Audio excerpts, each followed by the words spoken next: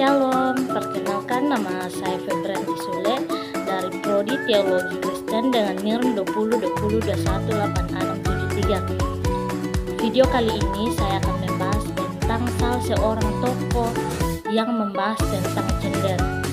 Nah, tokoh ini yang saya ambil yaitu Monsignor Fakih.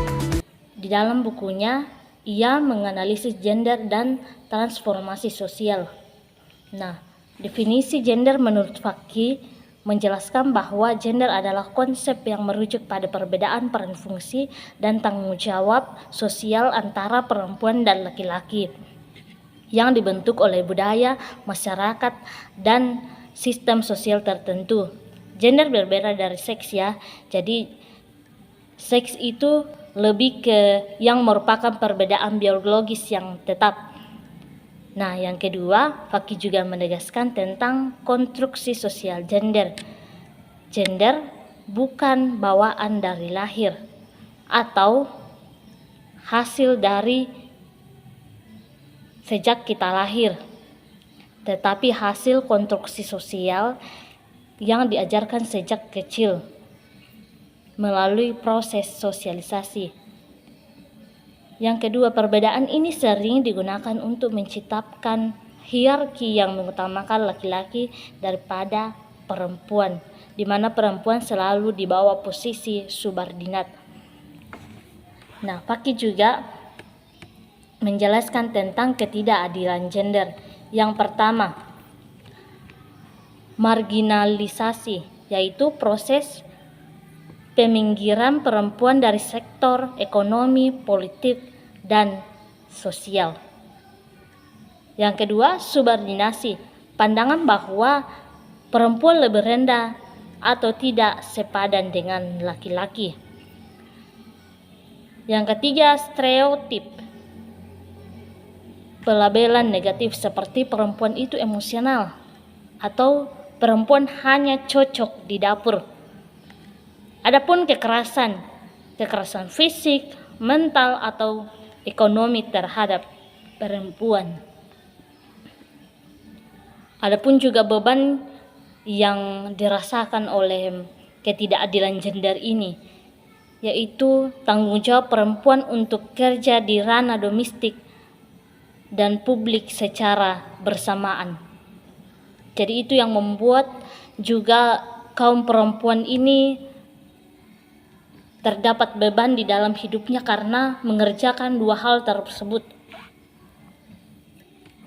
Adapun gender dan transformasi sosial, Fakih juga menegaskan bahwa ketidakadilan gender tidak hanya merugikan perempuan, tetapi juga merugikan laki-laki karena menciptakan sistem yang tidak adil bagi semua. Perubahan sosial memerlukan kesadaran kritis terhadap struktur patriarki dan pembebasan dari nilai-nilai yang tidak adil. Strategi mengatasi ketidakadilan gender ini. Jadi Fakih juga menegaskan bagaimana strategi untuk mengatasi ketidakadilan gender ini. Ada beberapa strategi untuk mengatasi ketidakadilan gender menurut Fakih. Yang pertama, pendidikan gender. Jadi pendidikan gender ini juga penting untuk masyarakat, memberikan pemahaman kritis kepada masyarakat tentang ketidakadilan gender ini. Yang kedua, pemberdayaan perempuan. Jadi pemberdayaan perempuan ini meningkatkan partisipasi perempuan dalam berbagai sektor kehidupan. Nah, memberikan juga pemahaman tentang kebijakan yang adil untuk gender, yaitu mengintegrasikan prinsip kesetaraan gender dalam perbuatan kebijakan.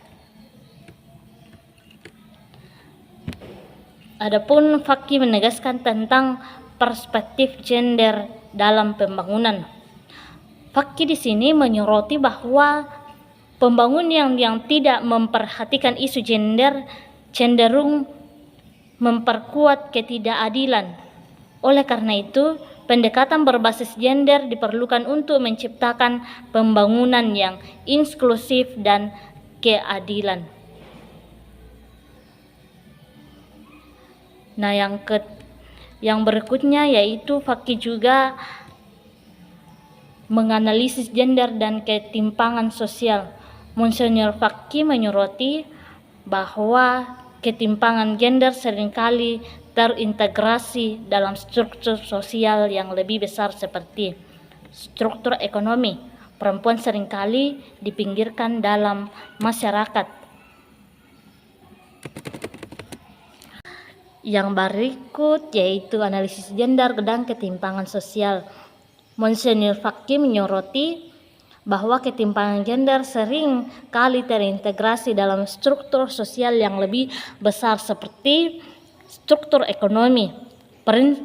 Perempuan seringkali terpinggirkan dari pasar formal atau kerja formal dan menerima upah yang lebih rendah ketimbang laki-laki. Biarpun pekerjaan perempuan dan laki-laki ini sama, namun seringkali kita lihat bahwa upah yang diberikan kepada perempuan ini lebih rendah dari laki-laki.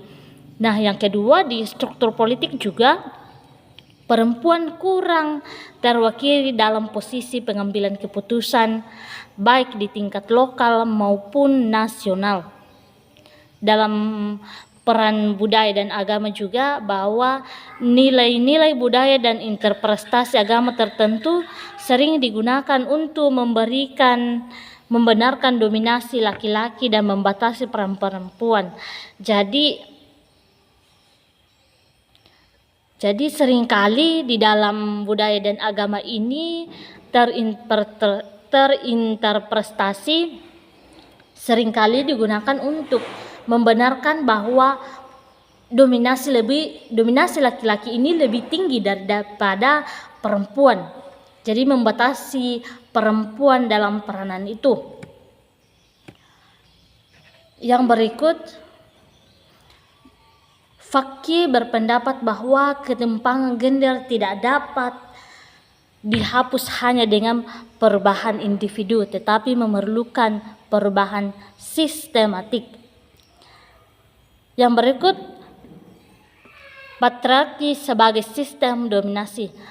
Patriarki menurut Fakih adalah sistem sosial yang memberikan hak istimewa kepada laki-laki, mengabaikan kontribusi perempuan dan menyelenggarakan ketidakadilan. Patriarki bukan hanya hasil dan budaya tradisional, tetapi juga diperkuat oleh modernisasi dan globalisasi. Contohnya patriarki modern, diskriminasi dalam dunia kerja, eksploitasi perempuan dalam iklan, dan ketimpang akses pendidikan. Fakih mengajak masyarakat untuk mengenali bentuk-bentuk patriarki ini dan membangun sistem yang lebih setara. Yang berikut yaitu pentingnya pendidikan gender. Jadi Fakih juga menjelaskan bahwa penting sekali tentang pendidikan gender bagi masyarakat, terutama bagi perempuan juga, bahwa pendidikan gender ini menjadi alat utama untuk menyadarkan masyarakat tentang ketidakadilan gender. Yang pertama yaitu kesadaran individu, kesadaran diri kita sendiri bahwa pendidikan dapat membantu individu mengenali dan menginterisasi bias gender dalam diri mereka, bahwa dalam diri kita ini kita juga bisa setara dengan laki-laki. Nah, yang berikut yaitu kesadaran kolektif. Pendidikan juga dapat memobilisasi komunitas untuk melawan struktur yang tidak adil. Yang ketiga, pendidikan gender tidak hanya penting bagi perempuan, tetapi juga bagi laki-laki untuk mengubah cara pandang mereka terhadap perempuan.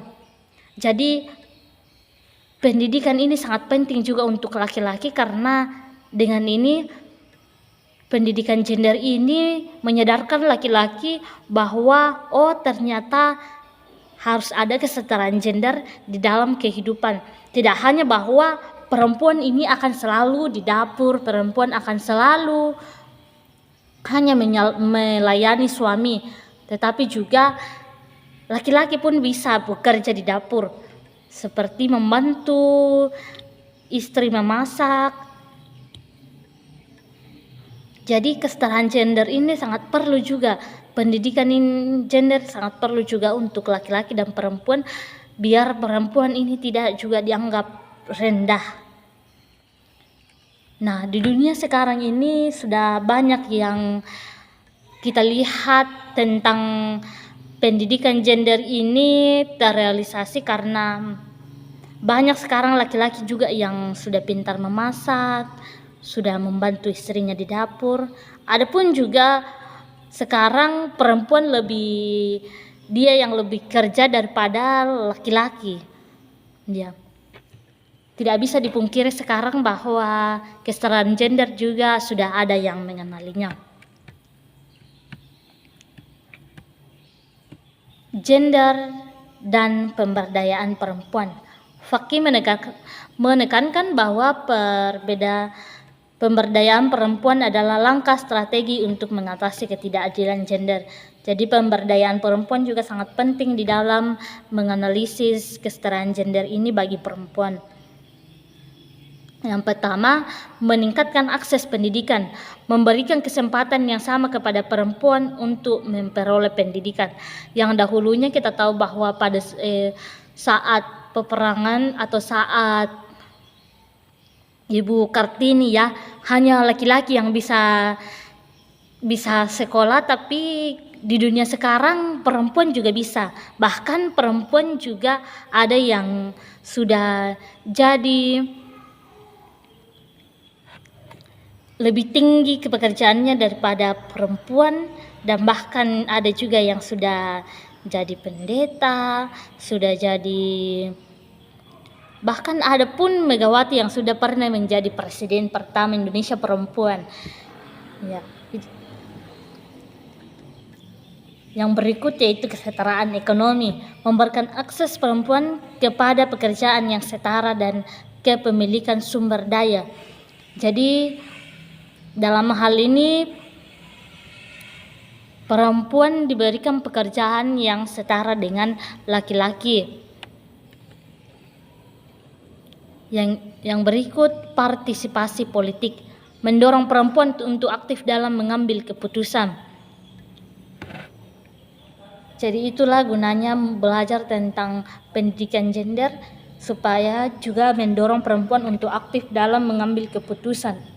Bukan hanya laki-laki yang menyuarakan terus pendapatnya. Jadi perempuan juga bisa untuk didengar pendapatnya sekarang. Yang berikut yaitu gender dalam konteks pembangunan. Fakih memperingatkan bahwa pembangunan tanpa analisis gender seringkali memperburuk ketimpangan. Yang pertama, proyek pembangunan yang hanya memperhitungkan kebutuhan laki-laki cenderung mengabaikan perempuan. Ya, memang kita tahu bahwa laki-laki ini lebih kuat untuk mengangkat beban dalam pembangunan.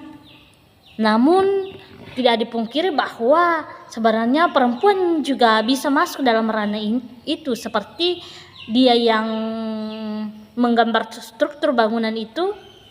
Nah, ada juga perempuan sekarang itu yang bekerja di dalam menggambar pembangunan.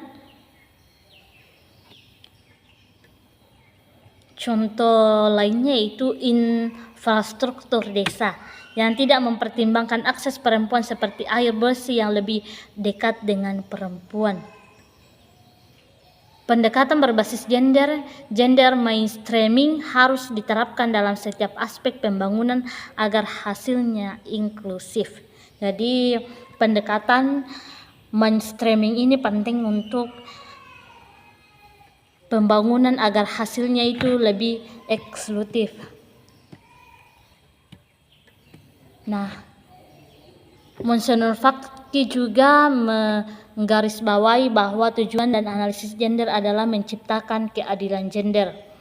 Yang pertama, kesetaraan hak. Setiap individu memiliki hak yang sama terlepas dari jenis kelamin.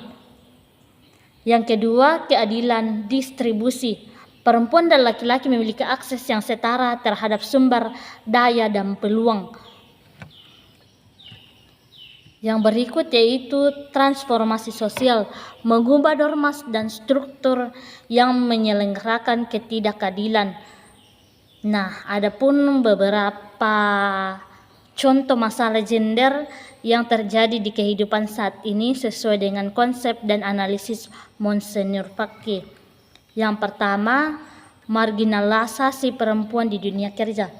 Nah, ini yang sering kita dapat, banyak perempuan menghadapi diskriminasi di tempat kerjanya. Contohnya ada kesenjangan upah antara laki-laki dan perempuan seperti yang setelah kita bahas tadi, bahwa dalam berbagai profesi perempuan seringkali dibayar lebih rendah meskipun memiliki pengalaman dan kualitas yang setara dengan laki-laki. Selain itu, posisi kepemimpinan atau manajemen seringkali didominasi oleh laki-laki. Nah, solusi yang diberikan oleh Fakih ini yaitu memperdayakan perempuan seperti yang dibahas tadi, memberikan pelatihan dan kesempatan bagi perempuan untuk meningkatkan keterampilan kepemimpinan di dalam diri perempuan ini, biar tidak dianggap rendah terus oleh laki-laki. Jadi memberikan pelatihan tentang kepemimpinan. Nah, di kampus kita sekarang itu pun ada juga tentang kepemimpinan Kristen. Nah, banyak juga perempuan di dalam mengambil prodi tersebut. Kebijaksanaan adil gender, menerapkan kebijaksanaan pengupahan yang transparan dan adil. Kesadaran gender, mengedukasi pemimpin perusahaan tentang pentingnya kesetaraan gender. Jadi jika kita melihat seperti ini, mungkin kita bisa mengambil tentang kepemimpinan perusahaan tersebut bahwa perempuan juga bisa. Bukan hanya tentang laki-laki, tapi perempuan juga bisa dalam mengambil tingkat pekerjaan yang lebih tinggi. Yang berikut yaitu beban ganda para perempuan.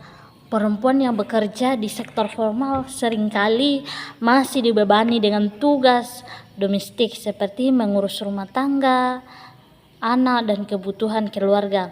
Hal ini menyebabkan mereka mengalami kelelahan fisik dan mental yang lebih berat dibanding dengan laki-laki, karena mungkin setiap kali laki-laki sudah bekerja, mereka sudah tidak pulang kerja lagi. Tapi perempuan di sini mereka kerja di luar, juga ketika pulang mereka masih mengurus rumah tangganya. Jadi dalam hal itu kita harus menyadari tentang peranan laki-laki juga bisa juga mengurus anak, biar anak juga tidak merasa sendiri karena kesibukan orang tua di luar. Nah, contoh aktualnya seperti selama pandemi COVID-19 yang banyak perempuan yang bekerja dari rumah juga harus mengurus anak-anak mereka yang belajar secara daring. Hal ini membuat produktivitas mereka menurun dan bahkan ada yang memilih berhenti dari pekerjaan karena mengutamakan anaknya dibanding pekerjaan karena merasa lelah dengan hal tersebut. Apalagi kalau suami sudah tidak membantu istri dalam mengurus anak, mengurus rumah tangga. Jadi membuat kelelahan dan beban ganda bagi perempuan tersebut. Nah, solusi yang digunakan yaitu redistribusi peranan domestik. Laki-laki harus lebih terlibat dalam tugas domestik untuk mengurangi beban perempuan, seperti yang saya katakan tadi, bahwa laki-laki juga bisa mengurus anak, ya. Bukan hanya perempuan yang mengurus anak, tapi laki-laki juga saling membantu di dalam keluarga. Itu sangat penting. Untuk anak juga sangat penting, biar rumah tangga juga itu semakin rukun karena adanya ibu dan anak yang kompak dalam mengurus rumah tangga tersebut. Biar anak-anak juga merasa tidak diabaikan oleh bapaknya. Nah, yang berikut yaitu fasilitas pendukung. Perusahaan dapat menyediakan kebijaksanaan cuti bagi orang tua atau fasilitas penitipan anak. Kesadaran sosial, edukasi kepada masyarakat tentang pentingnya berbagi peran di dalam rumah tangga. Seperti yang saya katakan tadi, bahwa laki-laki dan perempuan itu harus bekerja sama, biar juga anak tidak merasa terabaikan. Yang ketiga yaitu stereotip peranan gender. Stereotip gender seringkali membatasi perempuan dan laki-laki untuk memilih peran sesuai minat dan kemampuan mereka. Misalnya perempuan dianggap kurang kompeten di bidang STEM atau sains, teknologi, teknik, dan matematika, sementara laki-laki yang bekerja di bidang seni atau pengasuhan sering dianggap tidak maskulin. Jadi laki-laki yang bekerja di seni atau pengasuhan seringkali dianggap bahwa itu pekerjaannya perempuan. Jadi laki-laki dianggap tidak maskulin atau tidak laki-laki banget begitu. Mungkin hanya orang yang mengatakan bahwa itu pekerjaannya perempuan, itu pekerjaannya laki-laki. Jadi sekarang itu tidak ada yang dinamakan bahwa itu pekerjaan laki-laki, itu pekerjaan perempuan.